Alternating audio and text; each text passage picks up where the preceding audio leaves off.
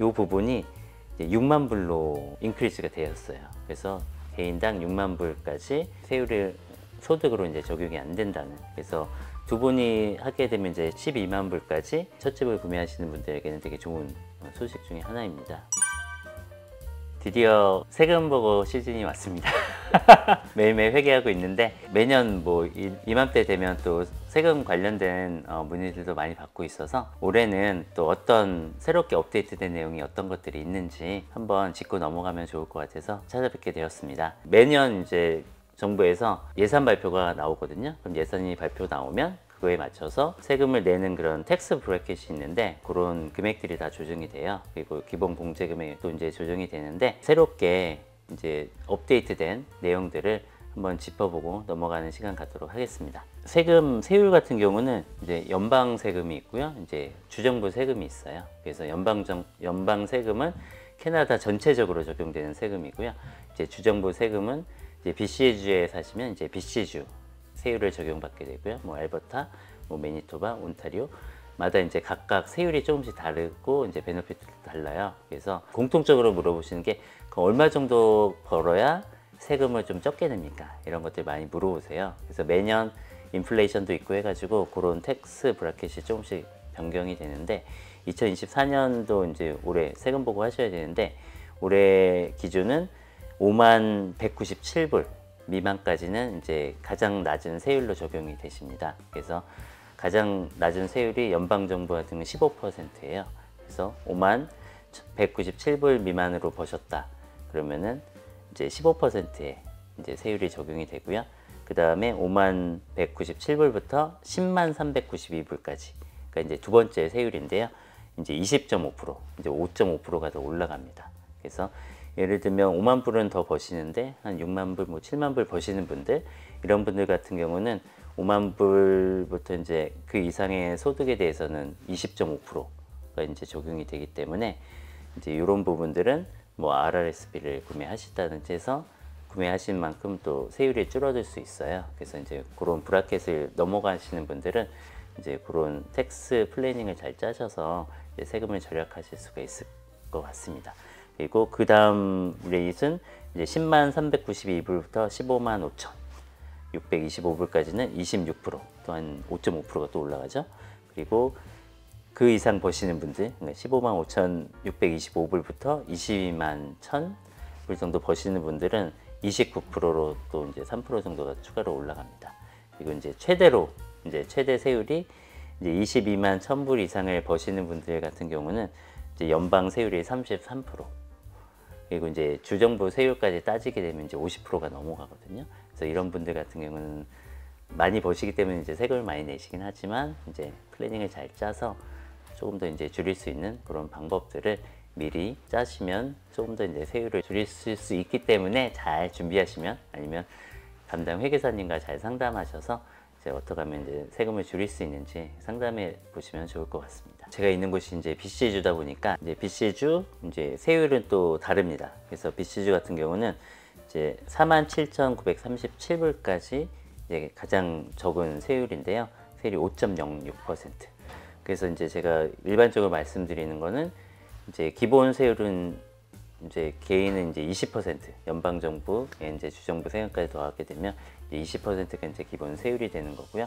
그래서 이제 소득이 늘어날수록 이제 세율이 올라가는 거고요. 그래서 47,937불인데 이제 연방정부 같은 경우 5만 불이 좀 넘어요. 그래서 이제 5만 불 정도 버신다 생각하시면 기본적인 이제 20%의 이제 세율이 적용된다고 보시면 되고요. 그 이상 넘어가고 이제 뭐 9만 불, 10만 불 정도 넘어가셨다. 그러면은 연방 정부 같은 경우는 이제 5% 정도가 올라가고 주정부 같은 경우도 한 2% 정도가 올라가서 한 27, 8% 정도로 이제 세율이 갑자기 올라가죠. 한 8% 정도가 더 올라가기 때문에 이제 그 부분들은 잘 조율하셔서 플래닝 잘 짜셔서 아무래도 세금을 줄일 수 있는 그런 방향으로 하시면 될 것 같고요. 그래서 이제 최고 세율은 BC주 같은 경우는 이제 25만 2천 불 이상을 버시는 분들 같은 경우는 20.5%예요. 그러면 이제 연방 정부의 30%가 넘는데 30% 넘는 거에 이제 20%까지 가면 이제 50% 이상의 이제 세율이 나온다는 거 참고하시면 되고요. 물론 이제 많이 버시는 분들 많이 내시긴 하실 텐데 참고하시면 될 것 같습니다. 그리고 이제 2024년도에 가장 이제 궁금해하셨던 세법 중에 하나가 이제 캐피탈 게인에 대한 세법이었어요. 이 세법이 작년 이제 6월 24일을 기준으로 해서 24일 이후로 파신 뭐 부동산 매물에 대해서 이제 25만 불 이상의 차익이 났을 경우 이제 기존에 이제 50%에 대해서만 차익이 50%에 대해서만 이제 소득이 적용되는 것들이 이제 25만 불이 넘어가는 거에 대해서는 이제 3분의 2가 이제 택서블 인컴으로 잡히는 그런 법안이 이제 작년에 나왔었습니다. 그래서 작년에 이제 오랫동안 가지고 계신 매물들의 하나긴 한데 이제 최소 이제 25만 불의 차익이 나는 그런 매물을 가지고 있는 분들 같은 경우는 요거를 6월 24일 전에 팔아야 이제 기존에 이제 그 캐피탈 게인 세율이 이제 적용이 됐었는데 그 이후에 파신 분들 같은 경우는 이제 더 많은 세금을 내시기 때문에 작년 뭐 6월 왔다 갔다 하시면서 이제 그것 때문에 이제 파신 분들이 있었어요. 근데 이제 이 법이 너무 급하게 적용이 되다 보니까 저희 뭐 그 회계 협회에서도 그렇고 이 법을 어떻게 이제 적용할지 이제 이런 것들이 자세하게 안 나와 있기 때문에 상당히 조금 우려하는 부분도 있었는데 CRA에서 이제 최근에 발표를 다시 했습니다. 그래서 이 법안이 너무 이제 급하게 이제 만들어지기도 했고 아직 정확하게 이제 어떻게 적용이 될지에 대해서 정확히 되지 않았기 때문에 2026년 1월 1일자부터 다시 적용하겠다, 시행하겠다는 발표가 나왔습니다. 그래서 이제 올해까지는 이제 기존의 이제 캐피탈 게인 세율대로 이제 받기 때문에 만약에 작년에 이제 그것 때문에 이제 고민하시다가 집을 못 파신 분 같은 경우 올해 안에만 파시면 이제 기존에 이제 50%만 이제 적용이 되는 캐피탈 게인 세율로 적용된다는 거 참고하시면 좋을 것 같고요. 그래서 뭐 이제 우려하셨던 분, 걱정하셨던 분들은 조금 더 이제 시간이 있기 때문에 잘 플래닝을 짜셔서 만약에 이제 그만큼의 차익 이상이 나신다 그러면 파실 계획이 있으시다 그러면 올해 안에 잘 파시면 추가로 들어오는 그런 세금들은 적용이 안 된다는 거 좋은 소식, 희소식이라서 이제 다시 한번 알려드립니다. 그리고 그 외에 새롭게 적용되는 것 중에 하나가 또 이제 부동산 관련된 겁니다. 퍼스트 홈 바이어 이제 플랜인데요. 이제 첫 집 구매하시는 분들 같은 경우는 이제 RRSP 금액을 최대 이제 35,000불까지 소득으로 잡지 않고 그 집을 구매하는데 이제 사실 수가 있었어요. 그래서 이제 커플 부부 같은 경우는 35,000불씩 하게 되면 이제 7만 불에 대한 그 다운 페이먼트를 RRSP에서 소득으로 잡지 않고 이제 사용할 수 있었는데 이 부분이 이제 6만 불로 인크리즈가 되었어요. 그래서 개인당 6만 불까지 이제 RRSP를 빼셔도 첫 집을 구매하시는 분들은 이제 세율을 소득으로 이제 적용이 안 된다는. 그래서 두 분이 하게 되면 이제 12만 불까지 이제 RRSP를 소득으로 잡지 않고 사용할 수 있기 때문에 좀 더 이제 첫 집 구매하시는 분들한테 이제 좀 더 도움을 주는 그런 계획이라서 이것도 이제 첫 집을 구매하시는 분들에게는 되게 좋은 소식 중에 하나입니다. 그래서 이 부분들을 잘 활용해서 이제 새 집을 구매하시려고 계획하시는 분들은 잘 사용하시면 좋은 혜택을 받을 수 있다는 거 이제 알려드리고요.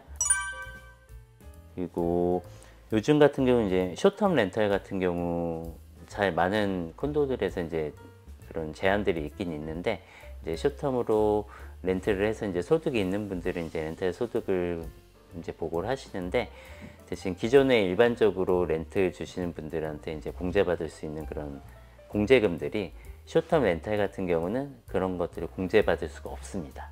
그래서 세금 보고하실 때 이제 이 부분들은 참고하셔서 쇼텀으로 이제 렌트를 주신 분들은 이제 소득으로는 보고를 하셔야 되지만 그거에 대한 비용, 예를 들면 뭐 몰기지 이자 부분이라든지 재산세, 뭐 관리비 이런 것들에 대해서 클레임을 할 수 없다는 거 참고하시면 좋을 것 같습니다.